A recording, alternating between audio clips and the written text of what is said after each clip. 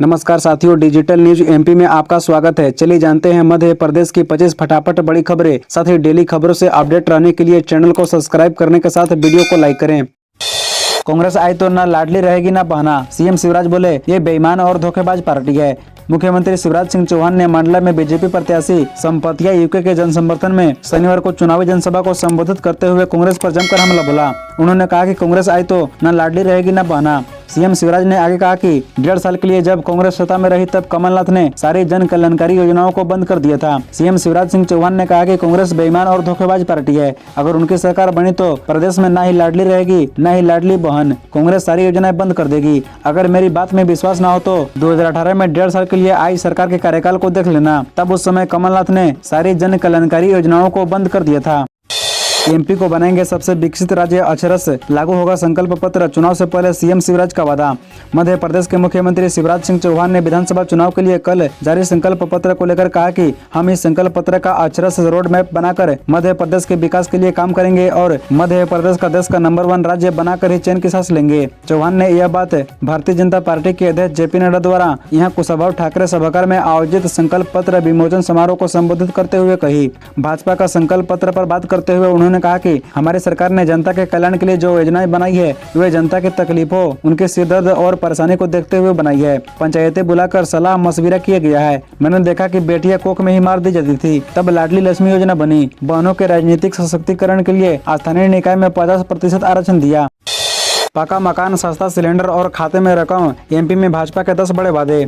मध्य प्रदेश में सियासी पारा हाई है। सुबह में 17 नवंबर को विधानसभा चुनाव के लिए वोटिंग होनी है। ऐसे में भारतीय जनता पार्टी ने शनिवार को एमपी के लिए घोषणा पत्र जारी किया है। घोषणा पत्र का नाम मोदी की गारंटी, भाजपा का भरोसा और मध्य प्रदेश संकल्प पत्र 2023 रखा गया है। घोषणा पत्र में 10 प्रमुख संकल्प लिए गए हैं। इसमें 10 प्रमुख हैं। 5 वर्षों के लिए प्रधानमंत्री गरीब कल्याण अन्न योजना जारी रहेगी। गरीब परिवार को राशन के साथ रियायती दर पर दाल, सरसों का तेल एवं चीनी उपलब्ध होगी। सबको घर देने के लिए प्रधानमंत्री आवास योजना के साथ ही मुख्यमंत्री जन आवास योजना शुरू करेंगे। लाडली बहनों को मासिक आर्थिक सहायता के साथ आवास का भी लाभ दिया जाएगा। न्यूनतम समर्थन मूल्य के साथ बोनस 2700 प्रति क्विंटल पर गेहूं एवं 3100 प्रति क्विंटल पर धान की खरीदी की जाएगी। पीएम किसान सम्मान निधि एवं मुख्यमंत्री कल्याण योजना के लाभार्थियों को वार्षिक 12,000 रूपए दिए जाएंगे। गरीब परिवार के सभी विद्यार्थियों को 12वीं कक्षा तक मुफ्त शिक्षा की व्यवस्था होगी। सरकारी स्कूलों में मिड डे मील के साथ अब पौष्टिक नाश्ता भी दिया जाएगा। प्रत्येक संभाग में Madhya Pradesh institute of technology एवं Madhya Pradesh institute of medical science स्थापित किया जाएगा।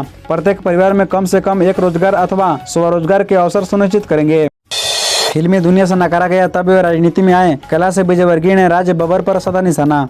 बीजेपी के राष्ट्रीय महासचिव व इंदौर विधानसभा 1 के प्रत्याशी कैलाश विजयवर्गीय एक बार फिर नए अंदाज में नजर आए। विजयवर्गीय हर साल की तरह इस बार भी अपनी किराना दुकान पर पहुंचे, जहां उन्होंने अपनी परंपरा अनुसार ग्राहकों को किराने का सामान बेचा। वहीं मीडिया से चर्चा के दौरान उन्होंने राज्य बब्बर पर जमकर निशाना साधा।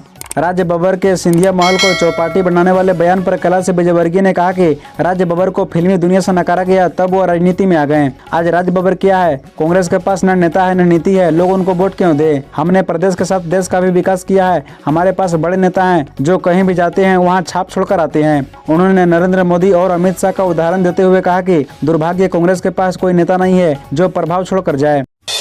विधानसभा चुनाव के लिए बीजेपी का संकल्प पत्र हुआ जारी, बच्चों और किसानों को दी है सौगात। बीजेपी ने विधानसभा चुनाव के लिए अपना घोषणा पत्र जारी कर दिया है। इसे पार्टी ने संकल्प पत्र नाम दिया है। इसमें हर वर्ग को साधने की कोशिश की है। इसके अंतर्गत बच्चों की शिक्षा और किसान के लिए कई कल्याणकारी योजनाओं की घोषणा की है। जानिए आखिर क्या घोषणा पार्टी ने दी। इसके तहत बीजेपी ने बच्चों के लिए फ्री एजुकेशन की घोषणा की है। इसमें गरीब परिवारों के छात्रों को कक्षा 1 से 12वीं तक फ्री एजुकेशन, स्कूल बैग, किताब और यूनिफॉर्म के लिए हर साल 1200 रूपए की आर्थिक सहायता की जाएगी। मिड डे मील के साथ पौष्टिक नाश्ता भी दिया जाएगा। इससे सरकारी स्कूलों में पढ़ने वाले छात्रों को लाभ मिलेगा। पार्टी एसटी ब्लॉक में एकलव्य विद्यालय की स्थापना साथ ही 3800 शिक्षकों की भर्ती करेगा। बता दें कि बीजेपी ने अपने घोषणा पत्र में बच्चों के ही नहीं किसानों को भी साधा है। इसके लिए कई घोषणाएं की। एमएसपी पर बोनस व्यवस्था, 2700 रूपए प्रति क्विंटल गेहूं खरीद, 3100 रूपए प्रति क्विंटल पर धान की खरीदी, 12,000 की वार्षिक सहायता पीएम किसान सम्मान निधि और सीएम कल्याण योजना के तहत लाभार्थियों को देते रहेंगे। इससे 80 लाख किसानों को मिल रहा है फायदा। 5 हॉर्स पावर तक पंप उपयोग करने वाले 32 लाख किसानों को बिजली बिल पर 93% सब्सिडी दी जा रही है। पीएम किसान समृद्धि केंद्र स्थापित होंगे इत्यादि। बीजेपी की सरकार बनाए, मुक्त कराए 10 लाख रुपए तक का इलाज, शाह का बड़ा वादा। केंद्रीय गृह मंत्री अमित शाह ने शनिवार को इंदौर में एक जनसभा को संबोधित करते हुए बड़ा वादा किया। उन्होंने कहा कि आप कमल फूल की सरकार बना दीजिए, 5 लाख की जगह 10 लाख तक का मुफ्त इलाज कराया जाएगा। हमने घोषणा की है कि भाजपा की सरकार 10 लाख रुपए तक का मुफ्त इलाज कराएगी। प्रधानमंत्री मोदी ने ऐलान किया है कि यदि 2024 में भाजपा की सरकार बनी तो अगले 5 साल तक आपको 5 किलो राशन मुफ्त दिया जाना शुरू हो जाएगा। हमने तय किया है कि मध्य प्रदेश में भाजपा की सरकार बनने के बाद हम गैस सिलेंडर 450 रुपए में देंगे। बता दें कि अमित शाह ने एमपी के धार जिले के मनावर में भी एक जनसभा को संबोधित किया। उन्होंने कहा कि यह प्रधानमंत्री मोदी की सरकार है जिसमें घुसपैठियों को रोकने का साहस है। कांग्रेस एवं विपक्षी गठबंधन इंडिया के नेताओं के लिए ऐसा करना संभव नहीं है। राहुल गांधी ने तो वादा किया था कि अनुच्छेद 370 को हटाने में खून खराबा हो जाएगा, लेकिन कुछ नहीं हुआ। पोहरी सीट पर त्रिकोणीय मुकाबला, ज्योतिरादित्य सिंधिया के करीबी की बढ़ सकती है मुश्किलें। शिवपुरी जिले के पोहरी विधानसभा सीट पर इस बार त्रिकोणीय मुकाबला है। इस सीट से बीजेपी ने सिंधिया समर्थक पीडब्ल्यूडी राज्य मंत्री सुरेश राठौड़ को प्रत्याशी बनाया है, तो कांग्रेस ने कैलाश कुशवाहा को मैदान में उतारा है। जबकि दूसरी ओर कांग्रेस से बगावत करके प्रद्युमन वर्मा ने बहुजन समाज पार्टी से अपना नामांकन पर्चा दाखिल किया है। बता दें कि भाजपा के प्रत्याशी प्रद्युमन शर्मा यहाँ से पीडब्ल्यूडी राज्य मंत्री व बीजेपी प्रत्याशी सुरेश राठौड़ का गणित बिगाड़ दिया है, क्योंकि दोनों ही एक ही जाति के उम्मीदवार हैं। इस विधानसभा क्षेत्र में धाकड़ किरार वोटर बड़ी संख्या में है, लेकिन एक ही जाति के 2 उम्मीदवार आमने सामने होने से सुरेश राठौड़ का गणित बिगड़ गया है।